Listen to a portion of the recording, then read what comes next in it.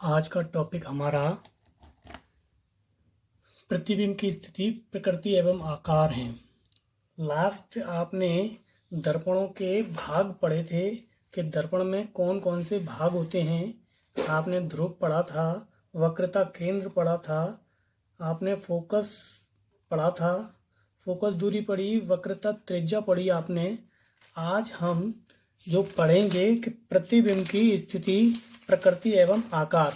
तो प्रकृति और स्थिति बतानी है, यानी कि प्रतिबिंब, यानी कि हम अपने आप को या किसी भी वस्तु को दर्पण के अंदर देखते हैं तो प्रतिबिंब कहाँ बनता है, उसकी प्रकृति कैसी होती है, कि प्रकृति मतलब कि छोटा है कि बड़ा है, आभासी है या वास्तविक है, ठीक, आकार उसका छोटा या बड़ा, ठीक है। इसके बारे में आज हम पढ़ेंगे। सबसे पहले हमारा इसके अंदर बिंदु है कि बिंब, वस्तु की स्थिति। वस्तु की स्थिति क्या होती है? तो वस्तु की स्थिति क्या होती है कि वह स्थान जहां वस्तु रखी गई है, जहां वस्तु रखी जाएगी वही वस्तु की स्थिति है, सभी को पता है। सेकंड पॉइंट है प्रतिबिंब की स्थिति, वह स्थान जहां दर्पण द्वारा प्रतिबिंब बने, यानी कि दर्पण के द्वारा जहां प्रतिबिंब बनेगा वही आपकी प्रतिबिंब की स्थिति कहलाएगी। बिंब वस्तु होती है, प्रतिबिंब शैडो होता है, वह स्थान जहां दर्पण द्वारा प्रतिबिंब बनता है। मिरर के द्वारा जहां प्रतिबिंब बनेगा वही आपकी प्रतिबिंब की स्थिति कहलाती है। इसके बाद है प्रतिबिंब का आकार। प्रतिबिंब का आकार यह बताता है कि वस्तु का प्रतिबिंब वस्तु से छोटा बना है, बराबर बना है या वस्तु से बड़ा बना है। प्रतिबिंब का आकार, अगर शैडो का आकार, हम धूप में खड़े होते हैं तो हमारी शैडो जो बनती है कभी छोटी बनती है कभी बड़ी बनती है, तो प्रतिबिंब, वो शैडो का जो आकार है वो ये बताता है कि वस्तु से, यानी कि वो वस्तु से बड़ा बड़ा बन रहा है या छोटा बन रहा है या उसके बराबर बन रहा है। तो प्रतिबिंब का आकार यह बताता है। प्रतिबिंब की प्रकृति, प्रतिबिंब की प्रकृति से यह ज्ञात होता है कि दी गई वस्तु का दर्पण द्वारा बनाया गया प्रतिबिंब कैसा है, आभासी है या वास्तविक है, और सीधा है या उल्टा है। प्रतिबिंब की प्रकृति ये बताती है कि प्रकृति जो होती है उसकी, वो ये बताती, क्या बताती है कि प्रतिबिंब जो वस्तु के द्वारा, जो दर्पण द्वारा प्रतिबिंब बनाया गया है कैसा है, आभासी, या तो वो हमें आभास होता है कि वो आभासी है या वह वास्तव में है, वास्तविक है। जैसे आपने देखा होगा कि अगर आपकी मोटर वाहन जो होते हैं, गाड़ियां जो होती हैं, जैसे कार में आपके जो मिरर लगा होता है फ्रंट पे ड्राइवर के पास में, तो आप उसमें से पीछे की गाड़ियों को देखते हैं, तो जो मिरर में जो प्रतिबिंब बन रहा है वो वास्तव में है ना, जब भी तो आपको पीछे दिखाई दे रहा है, तो वो वास्तविक प्रतिबिंब बनेगा। वो क्या है? वास्तविक प्रतिबिंब। अब जैसे हम अपने आप को मिरर में देखते हैं तो वो हम अंदर, मिरर के अंदर है तो नहीं है, लेकिन वो क्या है, आभास हो रहा है कि हम हैं, तो वो आभासी प्रतिबिंब होता है। तो और सीधा या उल्टा, सीधा या उल्टा कैसा प्रतिबिंब बनेगा, ये प्रकृति के बारे में, हम प्रतिबिंब की प्रकृति हमें बताती है। इसके बाद है प्रतिबिंब की प्रकृति दो प्रकार की होती है। प्रतिबिंब की प्रकृति कितने प्रकार की होती है? दो प्रकार की। पहली है वास्तविक और उल्टा। पहली कौन सी है? वास्तविक और उल्टा। यह प्रतिबिंब सदैव दर्पण के सामने एवं उल्टा बनता है। यह प्रतिबिंब कहाँ बनेगा? सदैव दर्पण के सामने, ये दर्पण है, ठीक है, और इसी के सामने बनेगा। ये वस्तु रखी है और प्रतिबिंब कहाँ बन रहा है? यहाँ पर बन रहा है। कहाँ बन रहा है? एफ पर बन रहा है। ये एफ बिंदु होता है। कौन सा बिंदु होता है? एफ, फोकस होता है, जो आपको आगे हमने बताया था फोकस, पिछले लास्ट टॉपिक के अंदर, कि फोकस किसे कहते हैं। तो वस्तु ये है, प्रतिबिंब यहाँ बन रहा है, दर्पण के सामने ही बनेगा। ये दर्पण के सामने, दर्पण के सामने ही वस्तु रखी है और दर्पण के सामने ही प्रतिबिंब बनता है। तो जब भी दर्पण के सामने, यदि प्रतिबिंब सदैव दर्पण के सामने एवं यह प्रतिबिंब सदैव कहाँ बनेगा? वास्तविक और उल्टा, सदैव दर्पण के सामने बनेगा और उल्टा बनेगा, ठीक है। वास्तविक प्रतिबिंब अवतल दर्पण में बनता है। कहाँ बनता है? अवतल दर्पण में। वास्तविक प्रतिबिंब कहाँ बनता है? अवतल दर्पण में। आभासी और सीधा, दूसरा पॉइंट कौन सा है आपका? आभासी और सीधा। तो आभासी, यह प्रतिबिंब सदैव दर्पण के पर्दे के पीछे एवं सीधा बनता है। दर्पण के पर्दे के पीछे मतलब, कहने का मतलब है कि मिरर के पीछे बनता है, सीधा बनता है। कैसा बनता है? मिरर के पीछे और सीधा बनता है। देखिए ये वस्तु है, ये आपकी वस्तु है, ये ए बी जो वस्तु है, इसका प्रतिबिंब दर्पण के पीछे बन रहा है। कहाँ बन रहा है? आई जो है प्रतिबिंब, वस्तु को, वस्तु के प्रतिबिंब को जो है आपकी, वो ओ से दर्शाते हैं, और प्रतिबिंब की जो आपकी वस्तु को हम ओ से और प्रतिबिंब को हम आई से व्यक्त करते हैं, ध्यान रखिएगा, ठीक है। यहाँ पे ए भी वस्तु है और वस्तु का जो आपकी वस्तु है वो ओ है, और यहाँ प्रतिबिंब क्या है? आई है, ठीक है। तो यहाँ पर आई आपका वस्तु बन रही है, लेकिन सीधी बनेगी। कैसी? सीधी बनेगी। जैसे प्रतिबिंब रखा हुआ है सीधा, तो ऐसे ही सीधा रखेगा। यहाँ अगर दर्पण, यहाँ पर अब वास्तविक प्रतिबिंब कैसा था कि वास्तविक प्रतिबिंब हमेशा कहाँ बनता है? अवतल दर्पण में बनता है और दर्पण के सामने बनता है, दर्पण के सामने बनता है। ठीक है, आप सभी को समझ में आया होगा? किसी भी बच्चे को कोई प्रॉब्लम? चलिए आगे देखते हैं हम। सभी को समझ में आया होगा कि वास्तविक और उल्टा प्रतिबिंब हमेशा अवतल दर्पण में, और आभासी और सीधा कहाँ पे बनता है? हमेशा उत्तल दर्पण में बनता है। कहाँ बनता है? उत्तल दर्पण में बनता है। और ये सदैव कहाँ बनता है? पर्दे के पीछे बनता है, सीधा बनता है। पर्दे के पीछे मतलब दर्पण के पीछे बनेगा। कहाँ बनेगा? दर्पण के पर्दे के पीछे, यानी कि आपका दर्पण के पीछे बनेगा और सीधा बनेगा। ठीक है, सभी को समझ में आया होगा। अगला टॉपिक देखते हैं, इसके अंदर हमारा क्या है।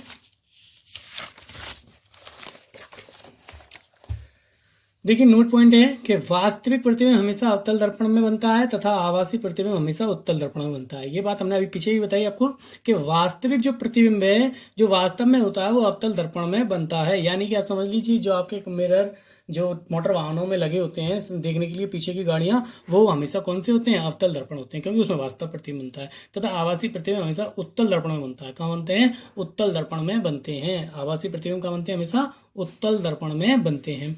चलिए हम बात करते हैं कि अवतल दर्पण में किरण आरेख बनाने के नियम।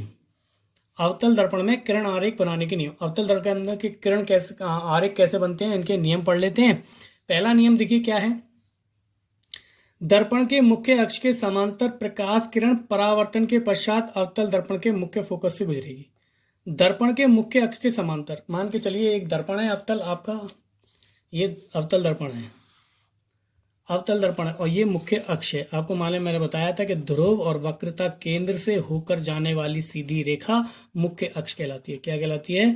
मुख्य अक्ष कहलाती है। तो अब कोई प्रकाश किरण अगर मुख्य अक्ष के समांतर आ जाए, ये मुख्य अक्ष के समांतर हो गई। जब कोई प्रकाश किरण मुख्य अक्ष के समांतर जाती है, तो यहाँ पर इसने बताया कि प्रकाश किरण अब परावर्तन के पश्चात अवतल दर्पण के मुख्य फोकस से गुजरेगी।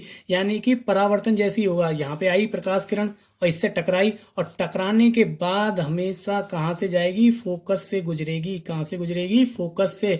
इसने बता दिया आपको। ये नियम याद रखना है आपको। जब कोई प्रकाश किरण मुख्य अक्ष के समांतर जाती है, ये प्रकाश किरण थी अनंत से आ रही थी। कहाँ से आ रही? अनंत से आ रही है। ये प्रकाश किरण है जब मुख्य अक्ष के समांतर, ये मुख्य अक्ष है आपकी, और इसके समांतर ही तो आ रही है। और जब समांतर आती है तो प्रकाश किरण हमेशा परावर्तन के पश्चात कहाँ से गुजरेगी?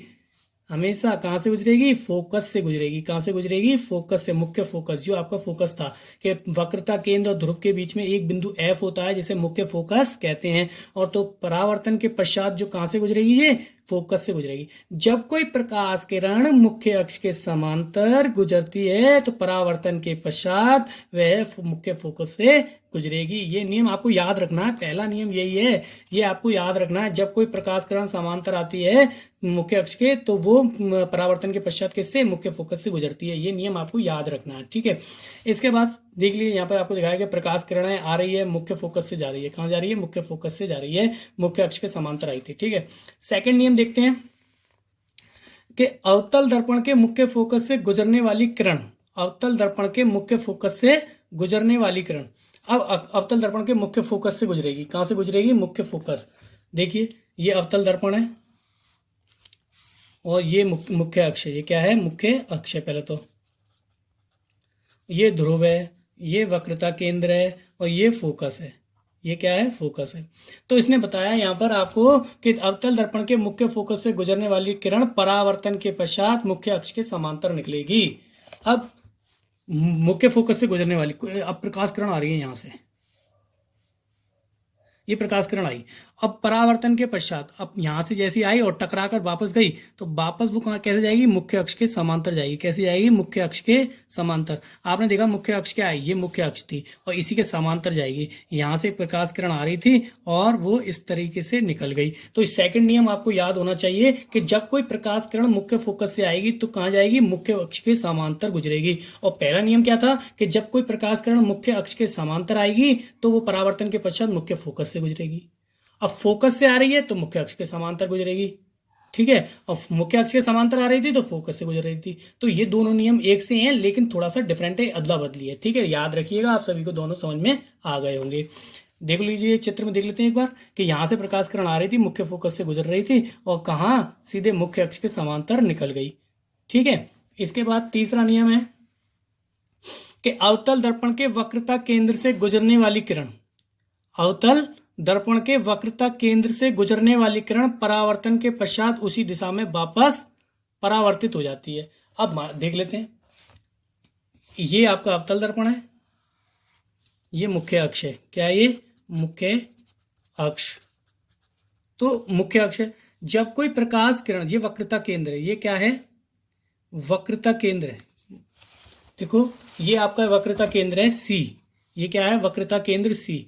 जब कोई प्रकाश किरण वक्रता केंद्र सी से गुजरती है तो परावर्तन के पश्चात जहां से जा रही थी और इसी माध्यम में वापस लौट जाएगी, जिस जहां से आ रही थी उसी माध्यम में वापस लौट जाती है। जब प्रकाश किरण कोई वक्रता केंद्र से जाती है, जब कोई प्रकाश किरण वक्रता केंद्र से गुजरती है तो परावर्तन के पश्चात उसी माध्यम में वापस लौट जाती है। सी से गुजरेगी तो सी से ही वापस चली जाएगी, यही आपको बताया गया है। अवतल दर्पण के वक्रता केंद्र से गुजरने वाली किरण परावर्तन के पश्चात उसी दिशा में वापस परावर्तित हो जाती है। सी से आई थी उस सी पे ही लौट जाती है, जैसा कि आपको बताया गया है चित्र के अंदर। चौथा नियम है, 4 ही नियम है आपके इसमें चित्र बनाने के, तो आप किरण आरेख बना सकते हैं। पेपरों में किरण आरेख बनाने के लिए आते हैं तो आप बना सकते हैं, अभी आपको सिखाया भी जाएगा नेक्स्ट वीडियो के अंदर। देखिए क्या है, अवतल दर्पण के बिंदु P की ओर मुख्य अक्ष से तिर्यक दिशा में आपतित किरण तिर्यक दिशा में ही परावर्तित होती है। आपतित तथा परावर्तित किरणें आपतन बिंदु पर मुख्य अक्ष के समान कोण बनाती हैं। चलिए देख लेते हैं एक बार हम, फिर तो हम थ्योरी को आराम से पढ़ेंगे फिर समझेंगे। पहले हमारे पास क्या है, एक अवतल दर्पण है, ये मुख्य अक्ष है, ये क्या है? मुख्य अक्ष है। सभी को समझ में आया होगा, ये मुख्य अक्ष है। और जब कोई प्रकाश किरण, अब देखो इन्हें बताया अवतल दर्पण के बिंदु P की ओर मुख्य अक्ष से तिर्यक दिशा में, मुख्य अक्ष से तिर्यक दिशा में। अब देखिए तिर्यक दिशा ये होती है तिरछी, तिर्यक दिशा कैसी होती है? तिरछी। अब इस दिशा में आती है तो तिर्यक दिशा में, मुख्य अक्ष के तिर्यक दिशा में आपतित किरण, मुख्य अक्ष के तिर्यक दिशा में आपतित किरण तिर्यक दिशा में ही परावर्तित होती है। अब परावर्तन हुआ, यहाँ पे आई प्रकाश किरण और परावर्तन के पश्चात यानी टकराई, और टकराने के बाद तिर्यक दिशा में ही चली जाएगी, लौट के कहाँ चली जाएगी? तिर्यक दिशा में ही चली जाएगी। जैसे आपने परावर्तन पढ़ा था, परावर्तन वही था, यहाँ से आई थी और यहाँ चली गई थी, तो इन दोनों के बीच में कोण बनता है, ये आई होता है, ये आर होता है। आने वाली किरण से जो बनेगा वो आपतन कोण, और जाने वाली किरण से परावर्तित होकर जाएगा तो परावर्तन कोण। ठीक है, ये आई क्या होता है? आपतन कोण, आर क्या होता है? परावर्तन कोण, आप सभी को मालूम था। ठीक है, परावर्तित होती है आपतित तथा परावर्तित किरणें आपतन बिंदु पर। देखिए आप आपतन बिंदु कौन सा हो गया? ये बिंदु जो है आपतन बिंदु है। कौन सा बिंदु? आपतन बिंदु। ये इस पर अभिलंब हो गया, ये क्या है? आपतन बिंदु है। ठीक, तो आपतन बिंदु पर मुख्य अक्ष के समान कोण बनाती है। अब ये दोनों कैसे समान कोण है? आई और आर कैसे? एंगल आई बराबर एंगल आर, जो आपने परावर्तन के नियम भी पढ़ा था। ठीक है, तो आप सभी को समझ में आया होगा कि जब कोई प्रकाश किरण तिर्यक दिशा में जाएगी तो तिर्यक दिशा में ही परावर्तित हो जाएगी आप परावर्तन के पश्चात। सभी को समझ में आ गए होंगे चारों नियम बहुत अच्छी तरीके से। अगर किसी बच्चे को कोई प्रॉब्लम है तो पूछ लेना, और वीडियो अच्छी लगी हो तो लाइक एंड सब्सक्राइब सभी बच्चे करें। Thank you. अगली वीडियो में देखते हैं कि अवतल दर्पण के किरण आरेख हम कैसे बनाएंगे। ठीक है, चलिए, थैंक यू।